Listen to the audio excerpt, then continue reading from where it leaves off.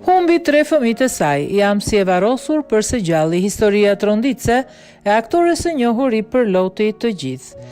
Lori Del Santo, sot 63 vjeç, ka humbur 3 fëmijë. Aktoria ka treguar për tragjedinë e jetës së saj dhe si është ringritur për të mbijetuar. I pari ishte djali i saj, Conor Klepton, i cili ra nga kati 53 i ndërtesës në New York kur ishte 5 vjeç. Ngjarja ndodhi në 20 mars të vitit 1991. Pastruesja kishte harruar dritaren hapur.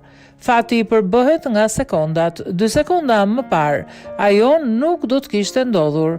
Kush e di sa herë për 2 sekonda nuk ndodhin gjërat caktuara dhe unë mbeta gjallë. Unë vazhdoj të mendoj se fëmijët janë ende aty. Jam si e varrosur për së gjalli, ndihem si të më ken hedhur dhe unë me lopat dhe ndërkohë unë shikoj gjithçka, thot aktoria.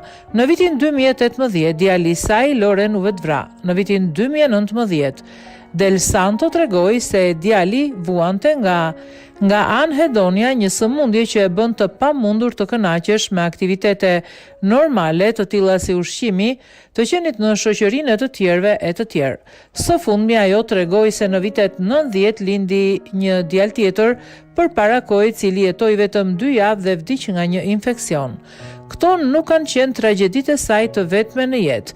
Aktoria foli për Corriere dhe për vdekjen e babait të saj, i cili vdiq kur ajo ishte vetëm 3 vjeç e gjysmë. Babai im në Arkivol, i vetmi kujtim që kam për të.